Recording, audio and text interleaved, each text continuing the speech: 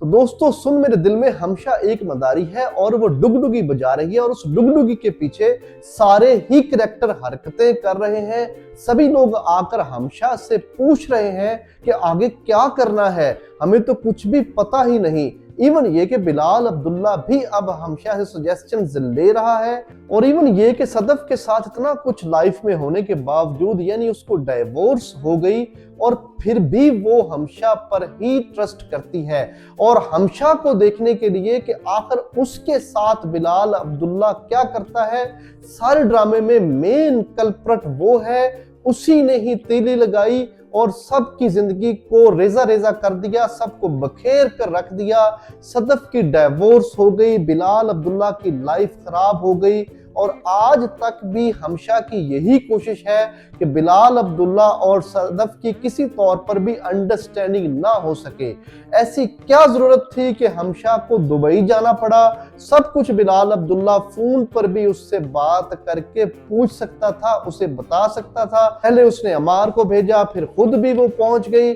और एक एक बात में वो टांग अड़ा रही है। सब लोग देखने के लिए ये बेताब हैं कि आखिर हमशा को क्या सजा मिलती है, कब बिलाल अब्दुल्ला उसको रिजेक्ट करेगा, उसे एहसास दिलाएगा और जॉब से फायर करेगा कि तुमने मेरी जिंदगी को खराब करके रख दिया। ये सब कुछ देखने के लिए हम ऑडियंस बड़े बेताब हैं और बिलाल अब्दुल्ला अब बहुत ज्यादा एटीट्यूड दिखा रहा है सदफ को, उसको किसी तौर पर भी घास नहीं डाल रहा और यहाँ पर बहुत ज्यादा मजा आ रहा है जब सदफ रोती है, बिलखती है कि मुझे बिलाल अब्दुल्ला लिफ्ट नहीं करवाता, मेरे तरफ देखता भी नहीं, मुझे देखे बगैर ही आगे से गुजर गया है। तो ये बहुत ज्यादा मजा आ रहा है, ऐसा देखने के लिए हम सब बेताब थे। अब वो स्टेज आ गया कि सदफ पीछे पीछे है और बिलाल अब्दुल्ला उसको लिफ्ट नहीं करवा रहा और ये बात वो सारी अपनी माँ से करती है और दूसरी तरफ हमशा अम्मार को सदफ के पीछे भेज देती है, किसी तौर पर भी उसको मना लो जाके, वो फिर वापस आ जाएगी,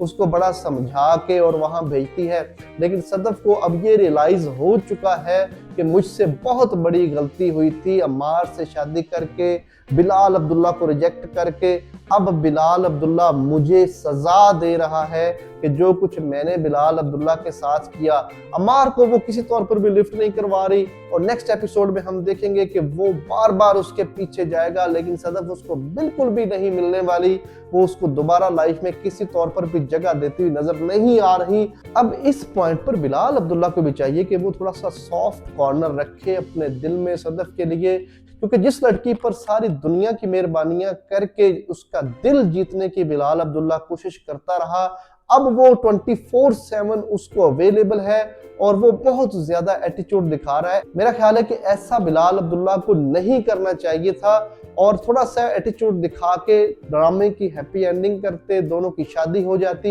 लेकिन एक ये ट्विस्ट आ रहा है कि अब दोबारा से फिर अमार सदफ की जिंदगी में वापसी की कोशिश कर रहा है और सदफ उसको रिजेक्ट कर रही है मुसलसल और बिलाल अब्दुल्ला की भी यही कोशिश है। वो ये अंडरस्टैंड करता है कि मुझे मिर्जा नामदार अच्छा नहीं समझते थे इसलिए मैं सदफ से शादी नहीं कर सकता, तो वो दोबारा ट्राई करता है कि अमार और सदफ का किसी तौर पर भी पैचअप हो जाए। लेकिन फाइनली बिलाल अब्दुल्ला ये रियलाइज कर जाएगा कि सदफ भी मुझसे बहुत ज्यादा मोहब्बत करती है और मैं भी उसको चाहता हूं और फाइनली दोनों की आपस में इन तमाम हालात से गुजरकर दोनों की शादी हो जाएगी। तो सम पॉइंट पर ड्रामा बहुत बोरिंग भी है क्योंकि अब यहाँ पर इतना इसको लेंथी किया जाना बनता नहीं था, क्योंकि दोबारा से फिर वही हमशा का कैरेक्टर जो शुरू से हम लोग देखते चले आ रहे हैं अब फिर उसको दिखाया जा रहा है और दोबारा से स्टोरी एक नए सिरे से शुरू करके उन्हीं कैरेक्टर्स को फिर से दिखाया जा रहा है। तो खलील रहमान कमर इस ड्रामे का पता नहीं क्या एंड चाहते हैं, लेकिन बहरहाल हैप्पी एंडिंग ही होगी।